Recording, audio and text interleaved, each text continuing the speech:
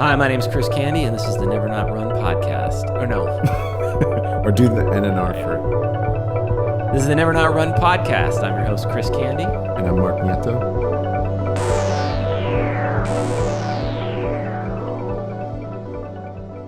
Okay, we're back. We are back. Never Not Run podcast, episode 14. Woo! I know it's been a little bit of time since we've been on the pod, but we have been out there running races. We just can't be sitting on our butts here, with microphones in our hands talking about it. We got to be putting in the work, and we've been doing that. You're right about that. Some more than others. Quick recap. I did with Dan Fonder. We did Take the Bridge, which was a really fun race. Never Not Run came in last place. We had no idea. Let's do a little bit more than the quick recap, because I feel like it wasn't like you were just out there, like you said, sitting on your butt. Like you were actually getting into some pretty serious stuff. What was Take the Bridge like? I mean, it was super fun. It's this one woman runs it. We got invited by the pod friend and team rider Gordon Clark, and it's kind of like a miniature Barkley marathon. It's only 6 miles. You have to accumulate various marks and checkpoints. Like they don't release the route until I think a couple hours before the race. But it's fun. It's very competitive. It was cool to be over in Boyle Heights running around. We just happened to come in last place because it's not about the fastest racer, Gordon was telling me. It's actually about the smartest racer. It favors someone who's got the most, cunning ability to kind of hack the route.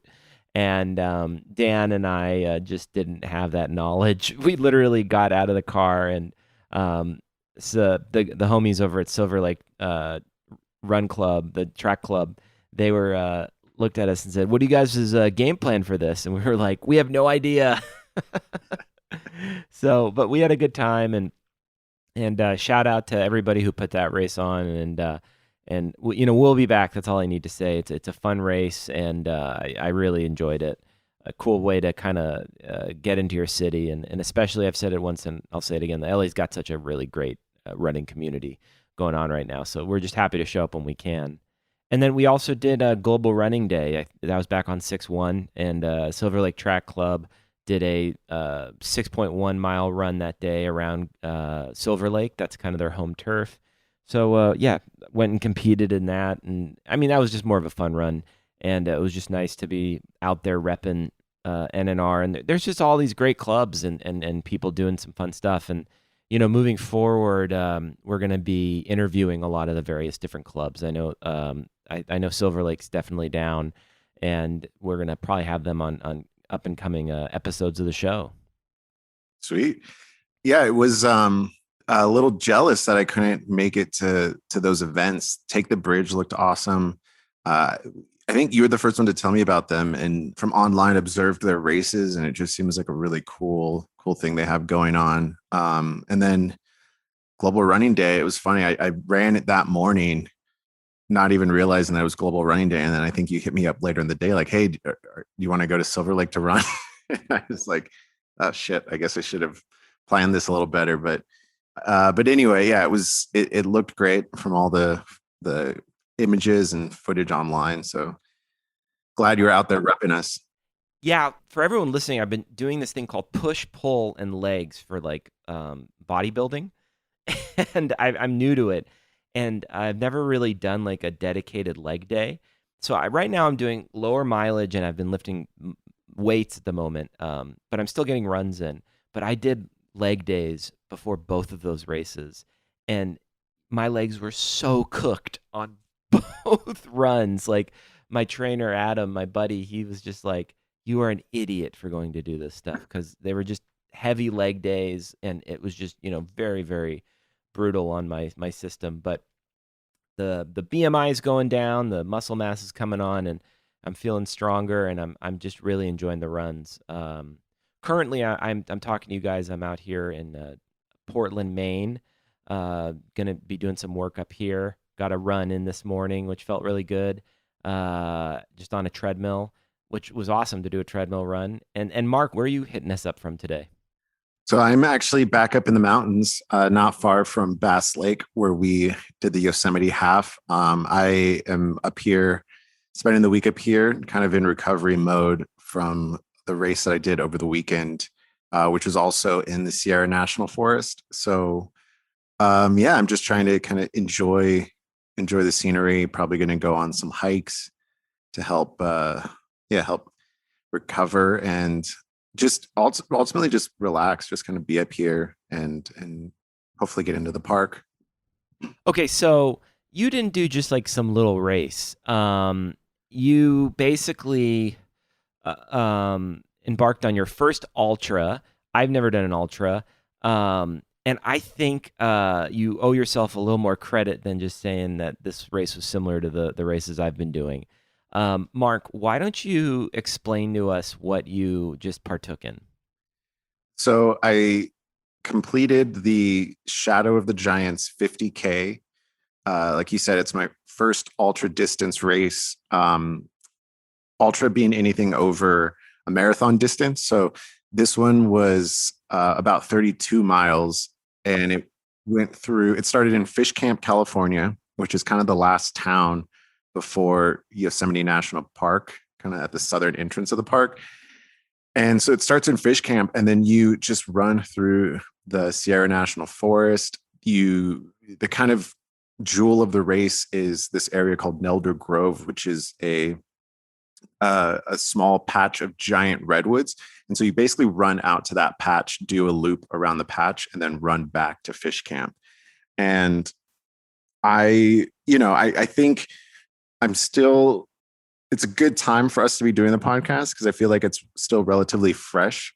Obviously, it's only been a few days, but I still haven't even really wrapped my head around the experience. It was so insane and brutal. And in a lot of ways, it reminded me of the first time we did the LA marathon, where you feel like you've entered into some new world. You meaning like you're entering into some kind of new adventure or some new uh, athletic feat or something. I don't know. This part I can't quite put into words, but yeah, just it's just kind of reflecting on like the day spent outside out in the woods and just kind of overwhelming, to be honest. Like it was a lot. And yeah, I think I sulked for a couple of days of being somewhat disappointed in my performance, but I think I just have to take some pride in the fact that I completed the first goal, which was to finish the race. So I finished my first ultra, and I think now I'm finally starting to come around again, and I'm excited about doing one again in the future. Oh man, I mean, I don't think you need to sulk. That is a crazy feat, and I know that there's a huge world of people running in ultras, and even just talking to you right now, I'm just like jealous I haven't been running more. I'm envious of what you were able to do, man, and I think it's so impressive. You've just like gone out there and done this like incredible feat. And I think this is also a great episode for the listeners today because I'm going to be learning a lot. I want to really get into the beat by beat of what you did, what it felt like. Because for me, I'm still at a place where I finish a marathon and I'm ready to be wheeled off. So for you to get those extra miles in is a goal of mine. I'm going to do it in my lifetime, but I don't really know how you train for it. I have a lot of questions. And I know the listeners are going to have questions too, because a lot of people can't imagine running 32 miles and going to 50K. And I think also too, it's important to say too, with the popularity of running on the rise, there is this desire to get more miles in. And that's not necessarily the mission statement of Never Not Run. We really just encourage people moving. But that means you could be moving at like 1 to 2 miles or also going all the way up to what Mark's doing and beyond. So it is all encompassed in our love for running. But I know you have some clips that you wanted to talk about. And really, I would just like to start this podcast out by getting from the beginning who invited you to do this insane thing and run us through the race, baby. Well, yeah. So the last couple of years, I've been really lucky to spend a lot of time up here near Yosemite. And that is due to a family member, a close family member of mine, my uncle Arnaldo, who he has his own club, let's say. It's called the 530 Club. And so they are a group of people, a group of friends, mostly based in Long Beach. And they do Ironmans. I mean, their thing is doing triathlons together. Right. Most of them are a bit older than us, but there's all different ages in the group. And yeah, I mean, their whole thing is they're all professionals. They all have families. And so they wake up, or not even they wake up before 5:30, but they get out to train at 5:30. Wow. p.m. So, but they're really great people. They've been training together for years. I know a lot of them. I guess you could say I'm kind of an unofficial official member, because haven't really gone down the triathlon rabbit hole yet. I've only done one in my life, and it was a short sprint one. So these people are training for full Ironman distance. And and so I knew that some of them had expressed interest in doing it, and I wanted to do my first ultra. And so I thought, well, this just seems like a good way to spend some time with family and get up into the mountains. And so signed up. We drove up to the cabin up where we were staying. And well, let me introduce you to some of the characters that you might be hearing from later on in the podcast. So there's Arnaldo, my uncle. He's one of the founders of the 530 Club. And then there was Lori, and Arnaldo and Lori did the 20K, because there's also a shorter 20K version that runs along a similar path. And then I was doing the 50K with Tuan and Viet Nguyen, who are brothers. And Viet was kind of the guy that I was looking forward to most to meeting and getting to hang out with, because Viet's a serious runner. He qualified for Boston, and he's done well. Actually, both him and his brother have done ultras before. His brother Tuan did the Catalina 50K, I believe, or miler, and then Viet did the Griffith Park ultra marathon. So I was just looking forward to hanging with those guys. And then there was my uncle's cousin Indolfo, and Indolfo is from Reno, and this dude, I loved this dude after getting to know him, spending the weekend with him. I think he just encompasses so much of the spirit of Never Not Run, and the kind of people that I love meeting through running. This guy's he is like a serious ultra runner. Like, he has a ton of ultra races under his belt. He was telling me about this, I think it was a 180-mile relay race he did with his buddies, and they have their own running club out there in like Reno, Lake Tahoe, called Ultra Chongos. Like Ultra Monkeys. I love it. I love it. Just really, really good attitude. But at the same time, like really low key, and you're going to, I'll go into more detail too, as we get into the race, but just like a really good dude. He does kind of like construction, like rock work. And so I remember at one point we were like talking about cross training, and he's like, oh yeah, man, like for cross training, I just like go to my job and where I lift 300-pound rocks.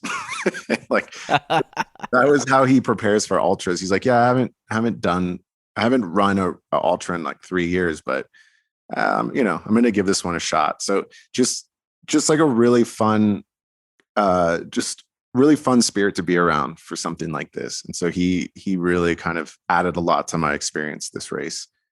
Wow. So shout out to Indolfo. And actually, let me play a clip. So this is us in the car, I believe, on the way to fish camp to the morning of the race. And so this is Lori, Arnaldo, and Indolfo in the car. All right, we're on the way to the starting line. Any predictions for today, Lori?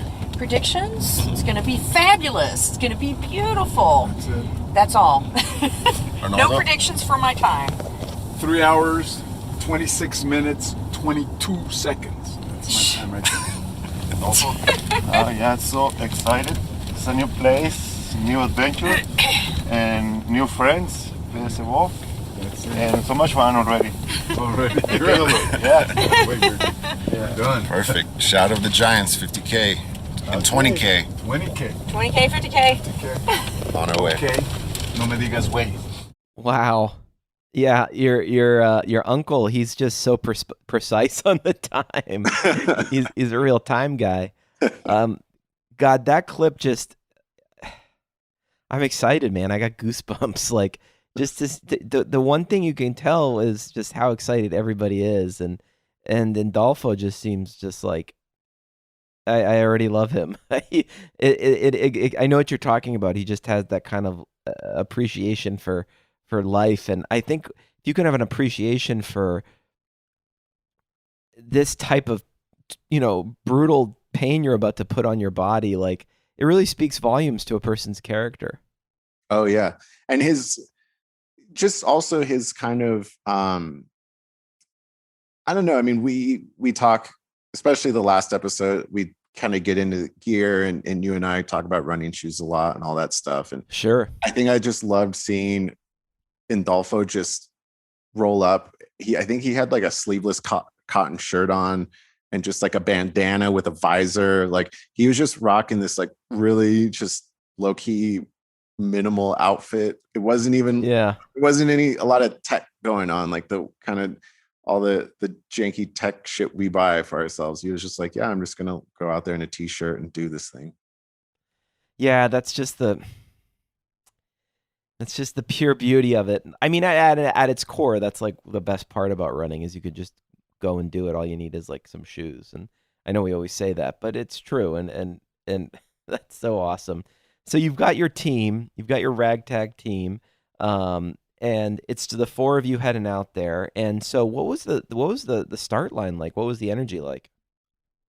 Oh, I mean, it was great. It was just, I don't know, for a nerd like me, just being surrounded by other trail runners it was a really good feeling.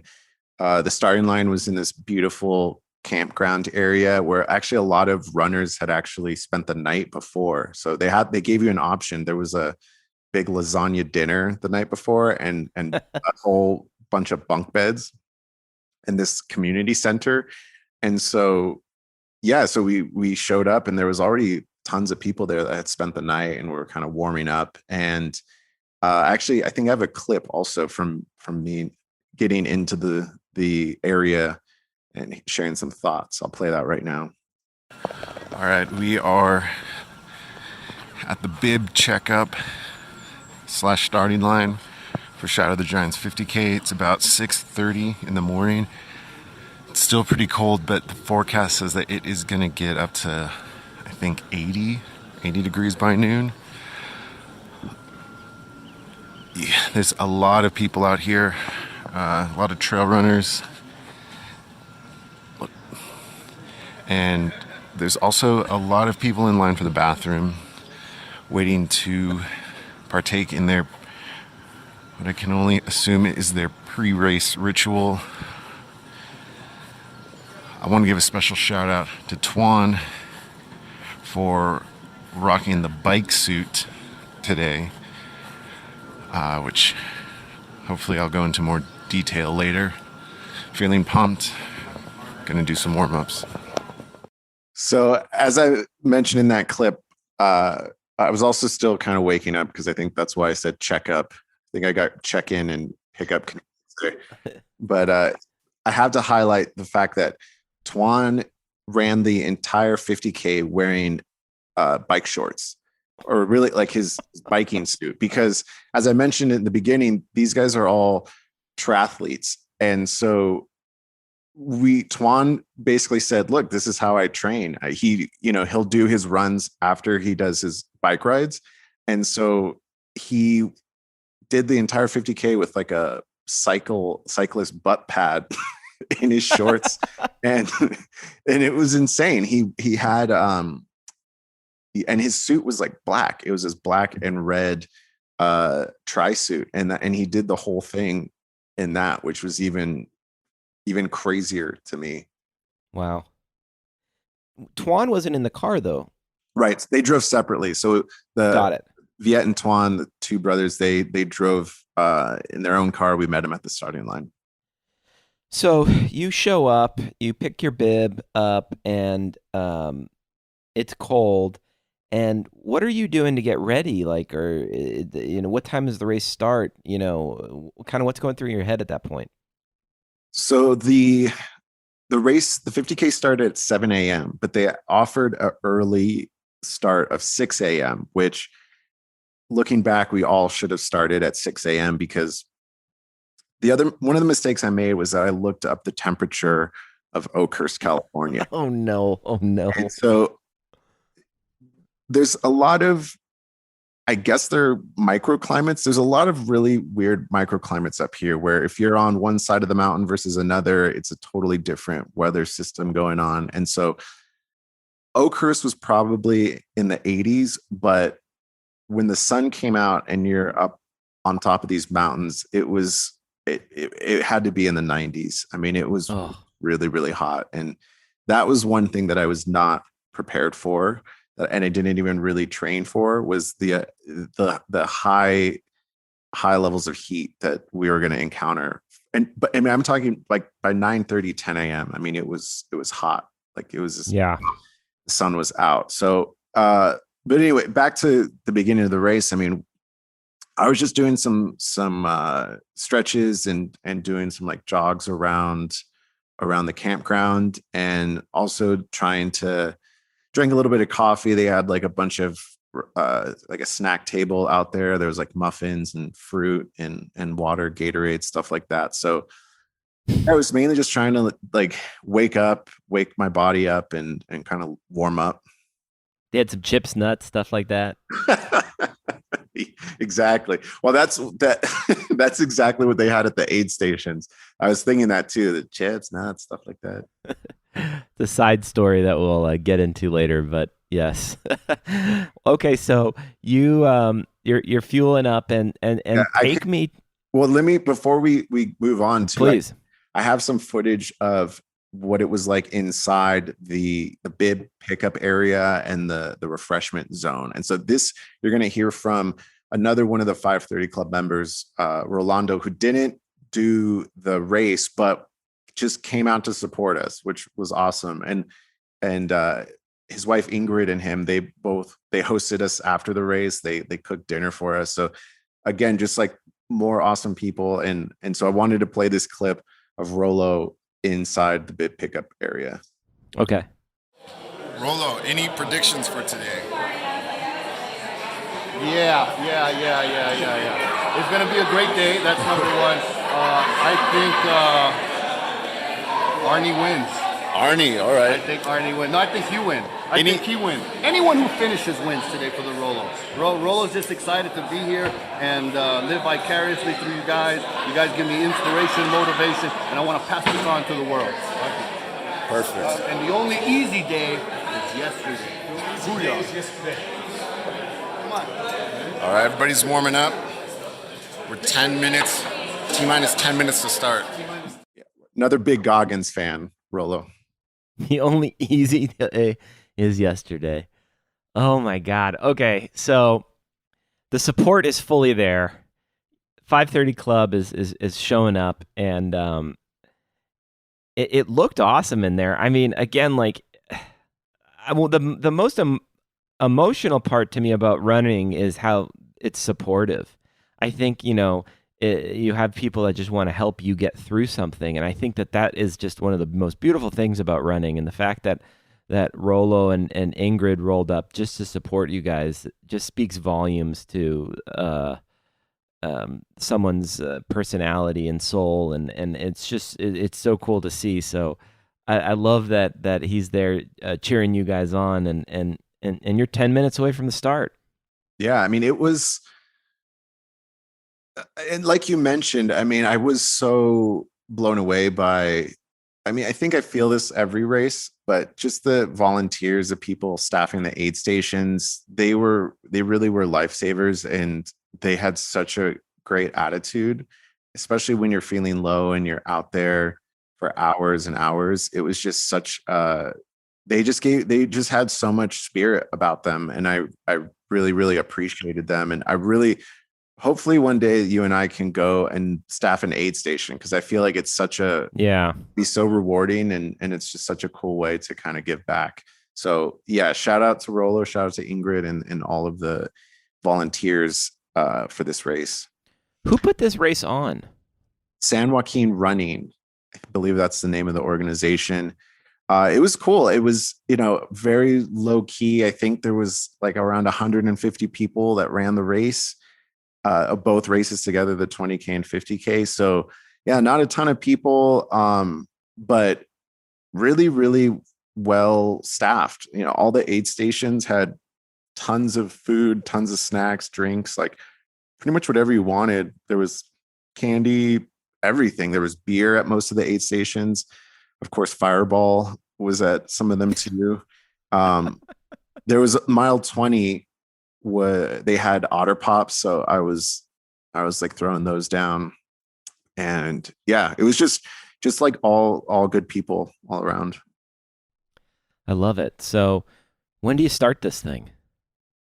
So 7 a.m. They call everybody to the starting line, and it was pretty standard start, nothing fancy, but as a bit of foreshadowing, the announcer goes, "Oh, by the way, around mile 20, there's some fallen trees. So, we encourage you to be careful to take your time going over the trees. Even you fast runners out there, you're going to want to take your time going over these." And that was all they mentioned. And then they say, "All right, and with that, let's start the race." They count us off, and we go. And I'll get into it later, but this fallen tree business was brutal. It destroyed me.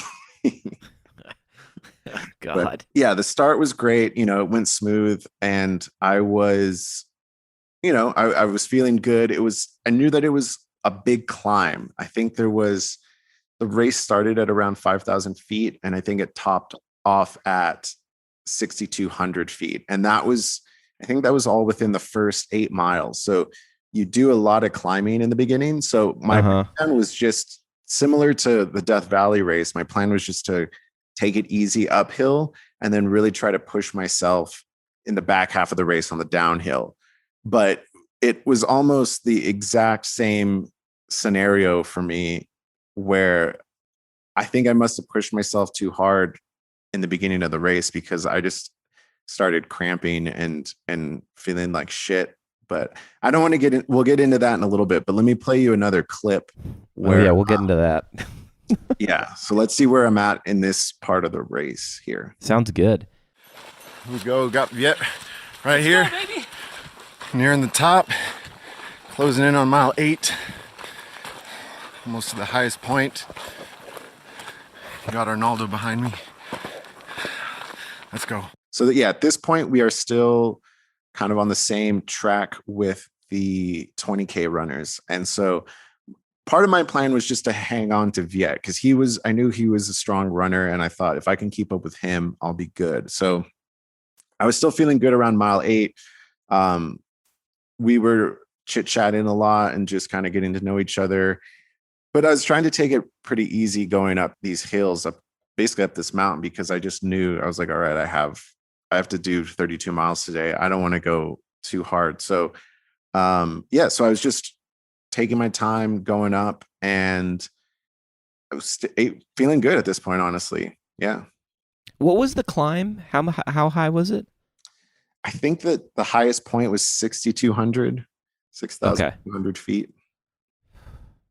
Wow. The whole thing was, I don't think it dipped below 5,000 feet.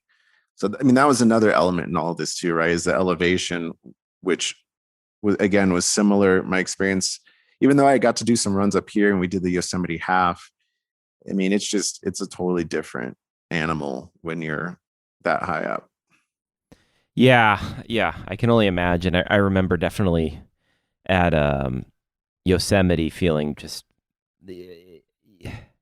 feel weird. Your body feels a little off. It doesn't feel like it feels like at sea level.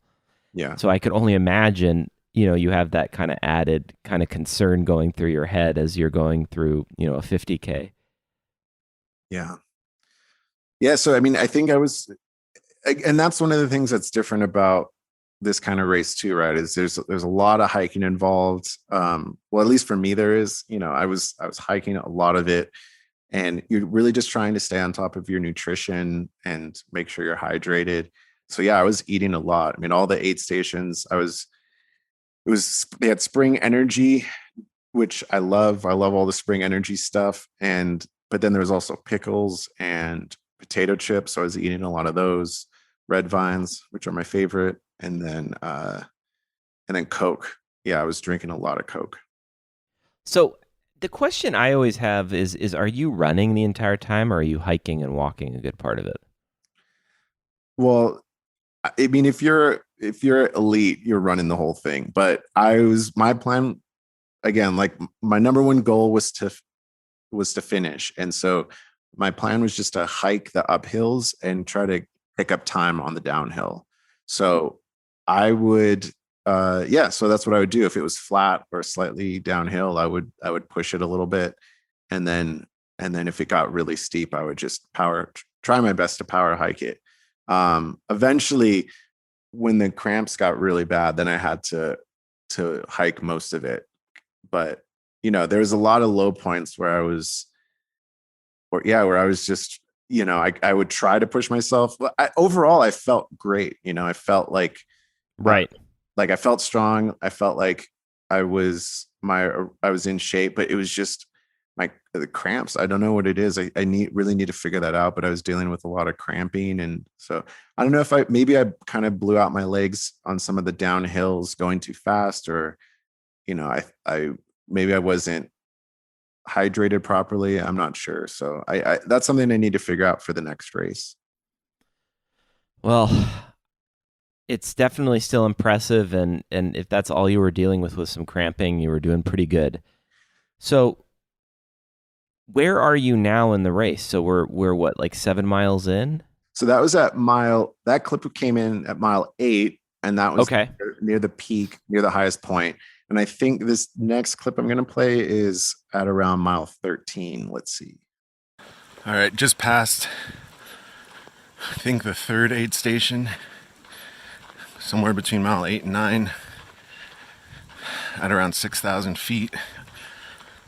Walking this slight uphill, got a can of Coke, and just realized that I left the aid station with the can, so I'm gonna have to crush this at some point and throw it in my pack, but not too worried about it. Hoping to manage some cramps. Just take it easy for the next mile, maybe. As this course keeps going uphill. It is fucking hot already, but very, very beautiful, very picturesque. All right, let's go. Oh my God, Mark. you're sounding tired, man. Yeah, and like I said, it wasn't mile 13 quite yet. We were at what was it, mile 8 or 9? So we still had a lot, I had a long way to go. And so I was trying my best to manage it. For some reason, and I was trying to run with the Coke too, which I don't know if you've ever seen anybody try to run with like a soda can in their hand, but for some reason, the image of Jeffrey Tambor's character from the Larry Sanders Show was like popping into my head. I don't know why. I just felt like I looked like him as I was running with this can of Coke. But yeah, that was what was going on in my head, maybe to kind of get my head out of how I was feeling. I always feel like if I'm running with a can of something that I'm like running with beer or something like that, even if it's like a can of soda or a can of, bubbly water. Like, I just feel like I'm like some college frat boy, like running with like cans of beer. Let me play this clip. Let's see where we are here. I think I recorded this one not long after. Great. Passing this beautiful meadow right now. Also forgot to mention right before the last aid station, the race photographer called me out for trying to go around the water crossing, and as soon as he called me out, I slid into the water. So now I got my right foot soaked, left foot still dry though. So that was another element of this race, is that around mile 9 or something, there was a water crossing. Oh no. And they set up a race photographer there. And so I tried to cross over these rocks and logs so as to not get my feet wet, because I didn't want to have to deal with, wet feet for 20 more miles. And so I think a lot of people aren't afraid of the water like me and just charge through it. And I've noticed from looking at past photos of the race too, it's something that people seem to be very proud of. But I was like, I'm going to be safe. I don't want to get wet. I want to I'm going to play it conservative and just go across on these logs. And so I'm crossing on the log, and then the race photographer yells at me, "Hey, it doesn't count if you don't get wet." But What? the way he yelled it startled me. Like, I thought that I don't know. I thought there was something like dangerous about to like befall me, and I slipped. And so my right foot went into the water. So I ended up getting wet anyway. And I think he managed to shoot photos of all that. So hopefully those will be out soon and I can share those with everybody. I have to say to the listeners, the images that Mark's showing is just beautiful. Like, this is some of the best terrain to run in, it looks like. And, before we go deeper and deeper into the brutality of this race, how did it feel for you to just be running in some of this unbelievably gorgeous environment? Amazing. It was the big realization, or one of the realizations I've had, is that running, especially after doing a race like this at this distance, running it's just a way for me to spend time outdoors. And hiking is what initially drew me to the outdoors. And so running is just a way for me to kind of stay in shape, and allows me to kind of, keep hiking. And ultra running is really, there's a lot of hiking involved. You can't, obviously, unless you're an elite athlete, you're not running this entire distance. And so, it's just kind of, you're hiking, you're trying to push yourself a little bit, see how far you can push yourself, how fast you can go. But really, it's just about being outside, being in the woods, being able to access these beautiful remote places. I think for me, that's what ultra running means to me, and why I'm so attracted to it, why I'm drawn to it, want to continue to do more races like this. But it was beautiful. I mean, in this last video I showed Chris, I mean, we were running past this beautiful alpine meadow, and the first 13 miles of the race were beautiful. And I'll play some clips later where my view of that changes a little bit, but okay. Well, let's keep going as Mark continues his epic 50K up in Yosemite. All right, I'm just past the halfway point, just over 15 miles, and there is no one around me. It is so desolate. And I thought I was getting lost at times, and then I'd see another flag or marker for the course. But it's so beautiful right now. But I'm also dealing with some pain. I just keep thinking of the Millennium Falcon for some reason. Like, my body is the Millennium Falcon, and inside me is Han Solo and Chewbacca just screaming at each other. And every time they try to go fast, some engine craps out or something, and they just start hitting things until they could get it going again. That's how I feel like I'm managing this race. Just throwing things, seeing what works. Anyway, hopefully check in when I get to the next aid station. Oh my God. Oh my God. I can I can relate. I have I mentioned this on the podcast? I don't think so. I visualize when I'm running, I think of a guy driving a tractor and like, but it's like a tractor where he can like sit behind a control board and he's like just throwing, like maybe he's more like a train conductor, right? Like he's got like a room and he's sitting there drinking coffee and he's throwing wood into a furnace. And when I'm running really well, he's just sitting there drinking coffee and he's like, all right, he's like looking at meters and everything's going good. But the minute things start going wrong, he's like freaking out and he's like, and then when I'm like bonked, he's dead on the ground.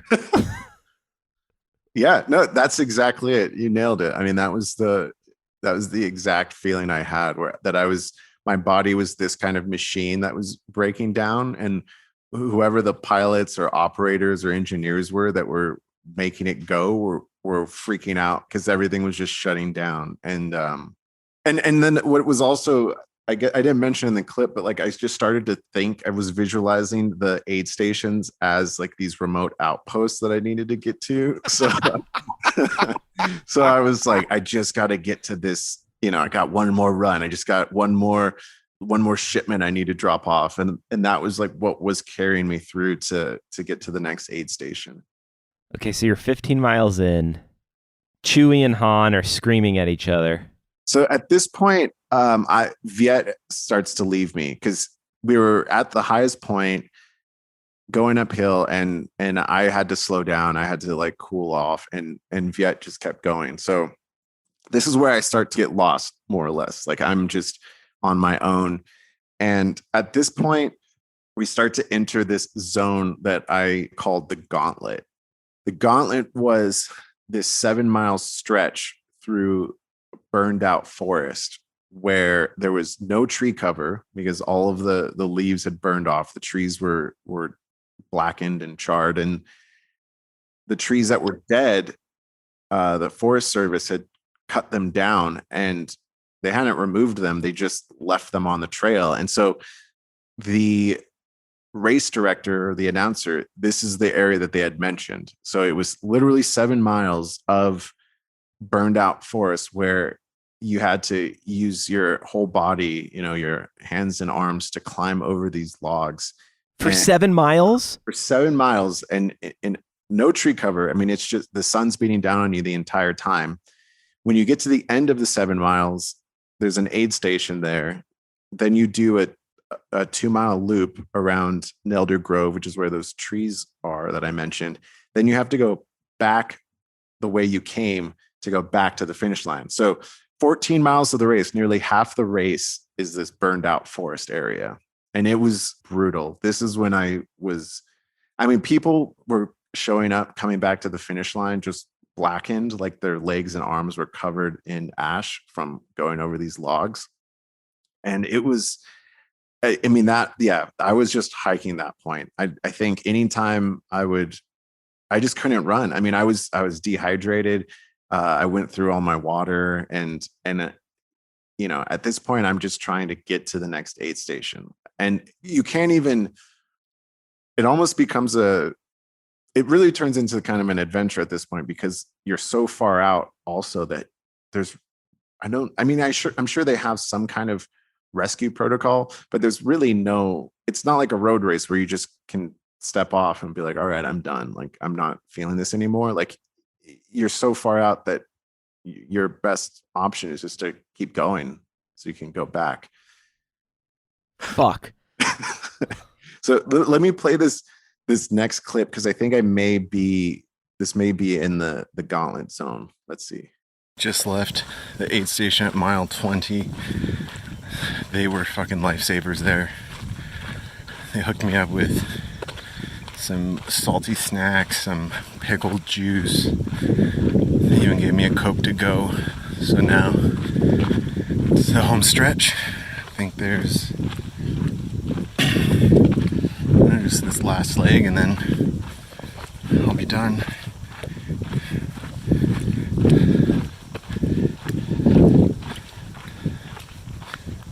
Had you gone through the gauntlet once at that point? Yeah, so I'd gone through it once. I had made it to the mile 20 aid station, and then you do that loop, and then you go back to that same aid station. So I got to see those people twice, and they really were lifesavers for me, because I was, like I said, I was dehydrated, and that was one of my lowest points. And they were playing music. They were well stocked with everything. Yeah. I was chowing down. I got to actually like slow down and take a break and stop and just collect myself and keep pushing on. The other thing that happened at that aid station was they had a woman who was, they had a lot of ice, so they were putting ice on people too. So I put some ice in my hat, and then they had a woman who was spraying everybody down to keep them wet. And as she was spraying me, I thought I was being electrocuted. I thought my phone was like shorting out or something, because I felt this like sharp pain. And I looked down at my left arm where the pain was, and there was a bee stinging me. So like a bee had landed on me at the aid station, and the water spray had like freaked it out, and it was like caught in my shirt. And so then, yeah, I ended up with a bee sting. Mark, you're just going through fucking like never-ending story, like Atreyu death sequence. Bees are stinging you. You know, you're looking forward to, red vines. You are in it, bro. You are in it. The crazy part is this is actually the second time I've been stung while running. The other time was in London. I literally ran into a bee. It hit me in the neck and then stung me in the neck as I was running. So I knew I wasn't allergic or anything like that. But I was just worried that my body was going to have some kind of weird, not like an allergic reaction, but more just that like the wound was going to get infected or something. But I think the sting actually helped a little bit, because aren't there like healing properties to bee stings? Like they reduce inflammation or something? Because I think after that, I did feel a little bit better. So I don't know if it's a placebo thing or what, or maybe just the pain had kind of shifted from my legs to my arm. Yeah, I think there's something in the venom that is anti-inflammatory. I don't know exactly what it is, but I do know that that is hysterical that happened to you. I can definitely say that. So how do you cope when you get to that low level? Like when you're that low, how, I have my ways of doing it, but what do you do? You have to have your mantras. I think that's a big part of it. You have to be really good at motivating yourself to keep going, and also just being able to deal with the pain. I think I don't like the idea of glamorizing suffering or anything like that. And I don't think I'm a masochist, but there's something about, whether it's running or, the other time I think I've experienced this has been when I've gotten tattooed, and that you feel, I think just the constant sensation of pain, the way your body starts to deal with it is just very interesting to me. And I'm sure there's a medical explanation for it. Like your body probably releases adrenaline or chemicals to kind of cope with the pain. But yeah, just being able to motivate yourself, being able to deal with the pain. I say this a lot to people too, that most people, like anybody can run a marathon. It's just about how fast you want to do it. And then it really just becomes about pain management. And so I think that was a lot of what was going on in this race, of just trying my best to keep my nutrition on track, to stay hydrated, and just to manage the pain, to make sure that I could make it to the end. It was also just, like I mentioned before, I mean, it was just a matter of, I do want this to end. I want this pain to go away. And the easiest way to make it go away is to get to the finish line, is just to get to the end of the race. God, yeah, so true. So true. Yeah. I do think it's interesting about pain, because I was talking to someone about it, and there is something so informative about suffering, and I think that it's not to glamorize it by any means, but it's definitely doing more than just making you feel terrible. it's informing you, and you're learning a lot while you're having it happen to you. So I think that I can relate to that, because I find that I don't think I'm a masochist either. I actually find that I appreciate the other lessons this thing is teaching me. Yeah, and maybe pain isn't even the right word for it. Maybe it's better to say discomfort, because Sure. I don't want to give people the impression that we're trying to damage our bodies, even though some people would probably say we are on that. Yeah, but I think that there's like you said, it's about understanding your limits and seeing how you and your body handles levels of discomfort. And because most of our lives are comfortable these days, and so putting yourself in uncomfortable situations and introducing challenges into your life, I think, is a good thing. So that's another reason why I think I want to keep pursuing this. I don't see you stopping anytime soon. So where are we now at the race? All right, well, let's see this. Or actually, before I play this clip, I should also mention, so this is probably this is post bee sting. So I think I'd gone through the loop around the giant sequoia trees and was starting to go back into the Gauntlet. And it's around this time that I run into Indolfo, because now I'm starting to pass people, like to see the people that are going towards me.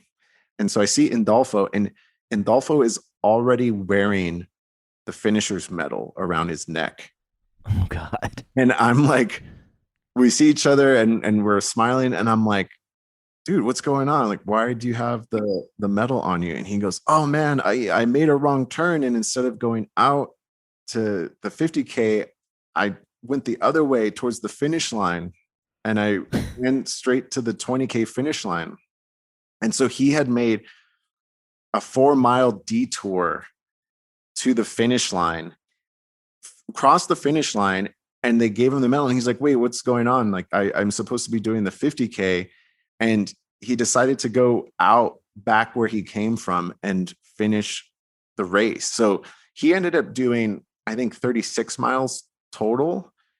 And he was just laughing about it. Like, oh man, like, wasn't that dumb of me? Like, oh, well, like now I get to run more.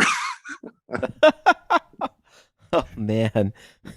Someone should name an energy drink after him. Yeah, seriously. So he was a beast that day. And it was good to see him, because like I mentioned, I mean, I was just on my own. Like, the race had really spread out at that point. And because I knew how bad those 7 miles were, I thought that I had prepared well enough to go back and do them again. But this time it was going slightly uphill. Right. I think this was between miles 23 and 30. So between miles 23 and 30, it was slightly uphill through the Gauntlet. And I ran out of everything. I ran out of water, and I actually managed to catch up to this woman, Melissa. And I don't know if she'll ever listen to this, but she gave me some water at mile 29, because on the map, I was actually looking at the map, and it said there was supposed to be an aid station at mile 29, and they fucked up the calculation, and it was actually at mile 30. So I'd miscalculated, I'd run out of water, and I was dehydrated. I wasn't sweating. I was experiencing symptoms. I started to not full on hallucinate, but like just have weird things go on. Oh yeah. Like our friend John Radich mentioned.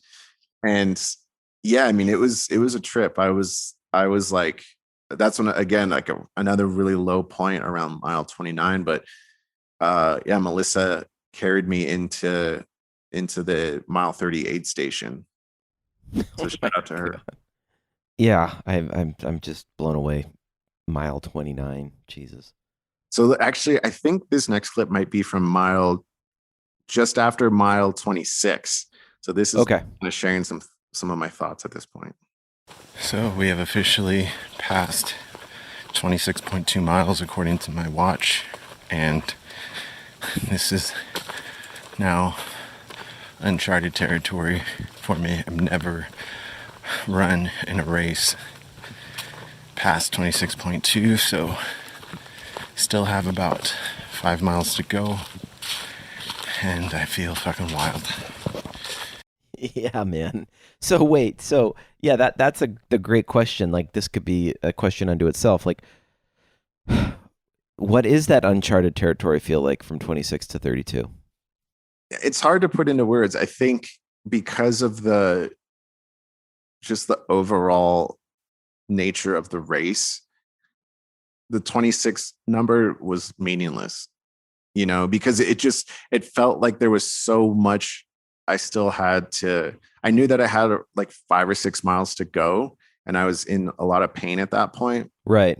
So it didn't really even feel like an accomplishment or anything. It didn't really feel like it was just about putting one foot in front of the other and just to keep going. And when I could, I would push myself and try to jog, run a little bit. But it was a lot of that, just like running for a little bit, then slowing down, running for a little bit, slowing down, like just trying to manage the pain and the cramps at that point, to make sure that I didn't have like a full, like, it didn't really hurt myself basically, and then just get stuck out there on the trail. When did you start feeling like the end was in sight?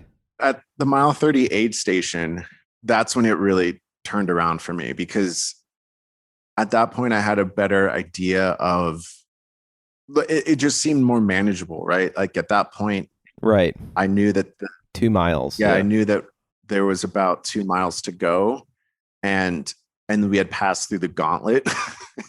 So I knew that at the very least there was going to be shade, right? I knew that because it was almost, God, yeah, of course. I want to say it was almost 10 degrees cooler when you're in the shade. So right. that as long as I made it into the shaded area with trees, that I would be okay. So I remember just at the last aid station drinking in a bunch of Coke, eating some potato chips and some pickles.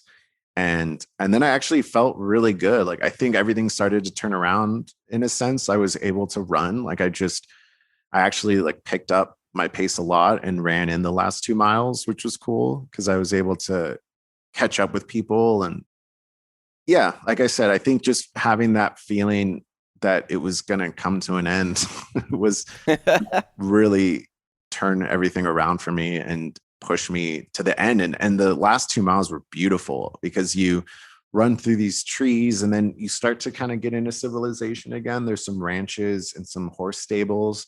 And then there's this beautiful trail for like a half mile that goes through these ferns. And so you're just running through this beautiful meadow fern area. And then that carries you back into fish camp. And then you go over this wooden bridge. And then that's when I could hear all the noise and the cheers and stuff. And then once I heard the cheers, it was like, oh, hell yeah. Like, let's go. This is it. And then I was like running on clouds at that point. Like I didn't feel anything. Like I was just so relieved to be done with the whole thing. So I have a clip of me running through the finish line. I'll play that.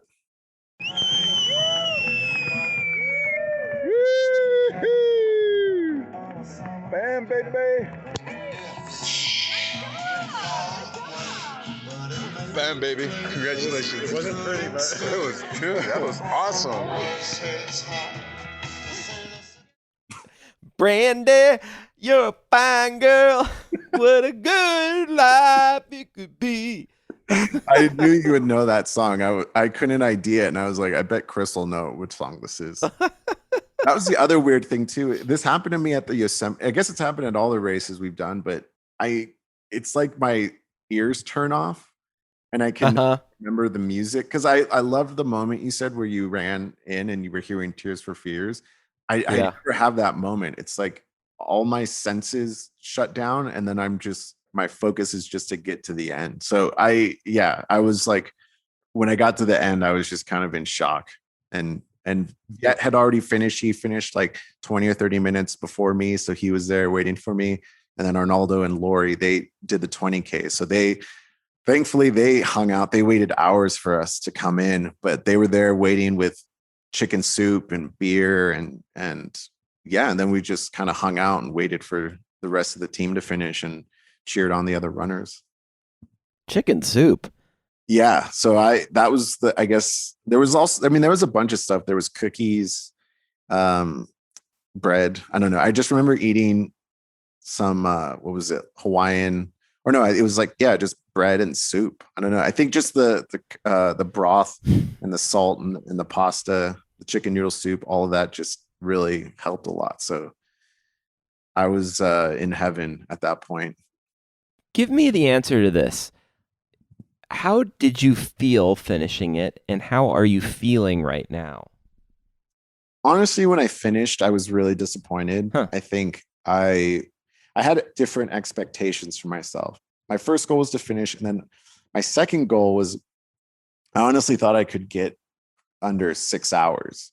And I was basing that off of the Death Valley race, because I finished that one in about, it was like 4 hours and 40 minutes. And so, and that one I had really bad cramps too going uphill. So I thought I was in better shape. I thought that I'd done had done some cross training. And so I just felt better. And I thought, okay, I'm going to really push myself. And like I said, I wanted to keep up with Viet because I knew he was a strong runner. So I think when I finished, I think I was just disappointed a little bit that didn't hit 6 hours. I think I ended up finishing just over 7, like 7 and something, which is still good. I mean, I still am like, now that, and that's kind of what I mentioned in the beginning of this episode, where now that I've had a few days to kind of reflect on it and come to terms with it all, I'm just happy. Like, I'm glad that I had that experience, because it's a different feeling, right? Like, it's a different atmosphere. Like, yes, there are people that are, that are fast and want to win. But for me, it's more just about being outside and enjoying nature and getting to spend time with friends and family. And it's a totally different atmosphere when, you're not, it's not like the LA Marathon where you're surrounded by thousands and thousands of people. It's like you're Sure. hours alone in the forest. And when you get to the aid station, there's beer there waiting for you. It's a totally different kind of feeling and vibe to the whole thing. So physically, I feel fine. I think because I was hiking so much of it, I don't think my body took the pounding that it would have if I had been running. But, I was sore for a couple of days. The 530 crew that was up here, we went for a bike ride the day after, which was really great. We rode around Bass Lake, and that helped kind of flush out some of the lactic acid and Wow, helped with some of the soreness that we were all feeling. So now I feel great. I don't have plans right now. I don't have another race lined up or anything like that, but I am excited about getting stronger and just, continuing to do this and to try to find, more people, more racers to connect with, more people that are into this kind of thing. Cause it was just such a cool experience. I think the 530 Club crew is going to come out here next year and do it again. So, I mean, I would love for you, Chris, to be a part of that and do this one with us. Hopefully the burned out area will have some regrowth and won't be so dry and hot, or maybe we'll just get a better weekend where it's just not as hot. But yeah, man, I would be honored. That would be so fun. I very much want to do a 50K, and just listening to you explain this makes it seem that much more doable. And I just I have to say congratulations, Mark. I mean, I know that you might personally kind of beat yourself up a little bit, but from listening to your story, what you just embarked upon was just so remarkable. And again, like, it just, one of the things I've learned about in doing this podcast is that people have so many different relationships with running, but the ones that I light up the most with are those who really appreciate accomplishment. And I think that you did that with this, and I'm just so proud of you and hyped to get all of this awesome stuff for our show. Thanks. Yeah. Maybe I can play this one last clip of I recorded in Dolfo coming in. So maybe I can share this to help inspire you. 36 35, baby. 35. 35. How was it? Congratulations. Thank you. It was hot. Yeah, that's okay. I finished. Yeah, you made it, man. Okay, I want to walk a little Yeah. bit. Brother. Sit Yeah. down. Yeah, I want to walk a little bit. Oh, okay. Yeah. I mean, I think that attitude of like, dude, I'm finished. I'm happy. Like, it's just happy to have the opportunity to be able to do this stuff, to be able to get outdoors and spend a day in the forest. I mean, that's like, how can you not be happy about that? Right. We kind of maybe build it up to be more of this movie moment in life where you're just finishing this thing. But at the end of the day, it's just we're enjoying, 4 to 6 hours of our life. And, we're entering into this time where anything is possible. Yeah. Yeah. And it's about, and I think that's, I guess, what I like about your approach to it. What we're trying to do with Never Not Run is to kind of, I mean, ultimately a race is a race. It's always going to be a competition, but there's something really beautiful when you remove the competitive element to it. And it just becomes about pushing yourself and seeing what you're capable of instead of trying to beat the person that's next to you. Yeah, I agree. I had this one moment, and maybe this ties into it, where I was doing Take the Bridge, and I'm standing on some street corner in Boyle Heights, and there's all these runners kind of scattered around trying to get through things, and I look to this one runner, and I just go, "This is so much fun," and he kind of glitches a little bit, and he's like, "Yeah, God, I have to keep reminding myself this is a lot of fun," and it's easy to get caught up in that competitive energy, but at the core of all of this, we're doing something we really enjoy to do, and have really found it, or it has found us. But man, Mark, do you have any closing thoughts or anything that you'd like to share on this episode? Because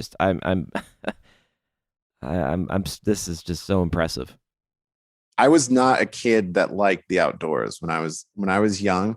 I was such an indoor kid, and so much of my job and my kind of world, my skills has been inside, been in studios. And so to reconnect, or not even to reconnect, I mean, just to connect period with nature and being outdoors like this, it really inspires me and like fills me with a lot of like happiness and joy to think that I get to do this, and I'm excited for like what's in store, right? And for the other challenges that I'm gonna put in front of me. So yeah, I think it's just, if anything, I hope that, if people kind of see me doing it and they think, wow, maybe I can do that too. Not that I'm trying to necessarily inspire people, but just like, I don't know, whatever it is, just to kind of, even if and it doesn't even have to be an endurance thing, just like whatever it is, just switch it up.